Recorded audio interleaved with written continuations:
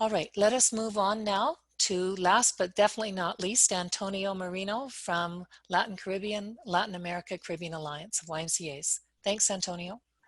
Okay, good morning, good afternoon, and good night, everyone. Thank you very much, Carlos and team, for giving us the opportunity to share how different YMCAs are approaching this situation. I'm going to be focusing on how YMCAs in Latin America and the Caribbean are responding to the emergency, and also how we are reflecting and preparing for the future. In our case, for the most part, we are still at the very beginning of the cure, yet some health services are already collapsing. Some of you have already seen some of the terrible images and footage coming out of places like Guayaquil in Ecuador, for instance. So in our case, we see that some governments are supporting critical sectors of their economy, including NGOs, while others are still in denial. So government support for YMCAs in Latin America and the Caribbean will be very different in each country. And we as a federation are helping YMCAs with their strategies, ideas, networking, communication, and other materials. So similar to what we already heard from my colleagues, we are trying to keep essential programs open for the most vulnerable communities. And the YMCA is providing critical care for vulnerable youth and their families.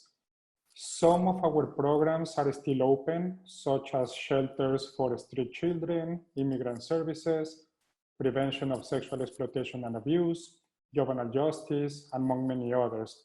But I would like to point out that as we close some of our facilities and offices, in fact, the YMCA has expanded from nearly 400 community centers throughout Latin America and the Caribbean to having a YMCA in every home where there is a YMCA staff or a YMCA volunteer, as we can see in these pictures.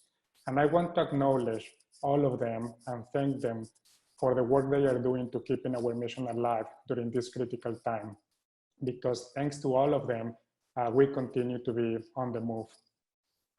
There are so many services and initiatives going on throughout the region that I will not be able to mention every single one of them during this very short presentation. And please forgive me for that, especially my colleagues from the region.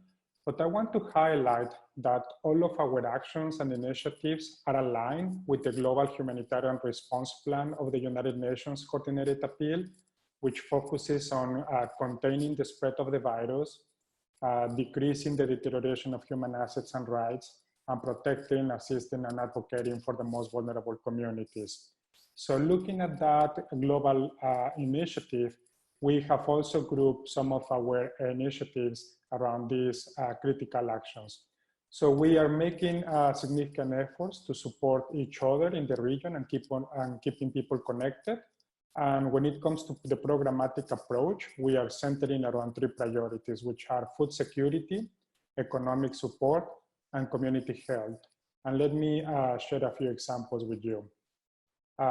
In terms of food security, many YMCAs in Brazil, Chile, Colombia, Peru, Uruguay, Jamaica, and many other countries are distributing nutritional food to kids and youth and their families in low-income communities. These are families that depend on free lunch programs or similar.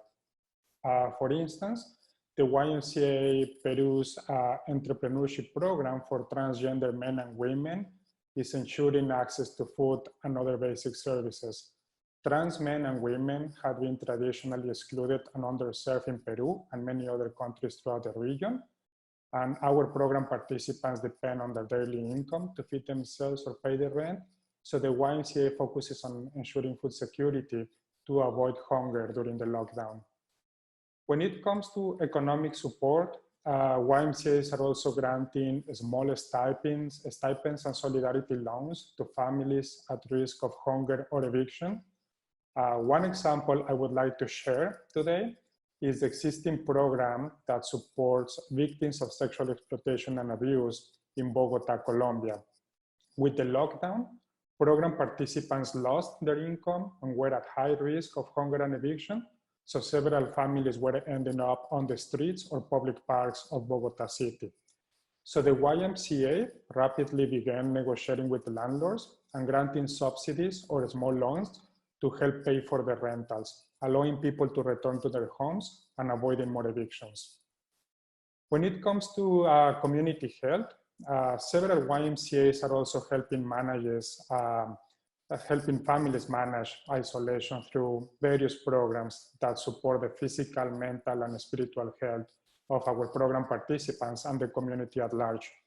So YMCAs in Colombia are delivering psychological first aid online courses. YMCAs in Uruguay are fostering their domestic violence and abuse prevention programs. The YMCA of Salto in Uruguay is doing home visits and phone calls to senior citizens. The YMCA of Santiago in Chile is organizing camps at home for youth, or the YMCA in Iquique in the northern part of Chile is part of a pilot program at the municipal level to repurpose full-face snorkel mask as a PPE, personal protective equipment, for the healthcare workers. This YMCA is also this is a larger municipal effort that is trying to replicate the Korean model of tracking people who tested positive. So these are just a few examples of how YMCAs are delivering crucial services during this unique time.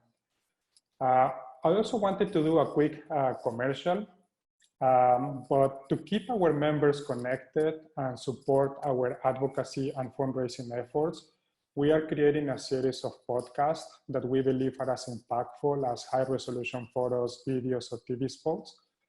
Given the existing restrictions, people cannot go out and take pictures or film videos. So these podcasts are becoming very appropriate for us because they can reach many people, and you can also record them from the comfort of your home. So we wanna, again, this is a commercial. I wanna invite you to follow us on Spotify and listen to the stories from the local YMCA leaders and heroes who are serving their communities. We are actually finalizing the translation of most of them into English. So you will be able to find them on our channel in Spotify, or you can also go to our website, lacaymca.org/podcast.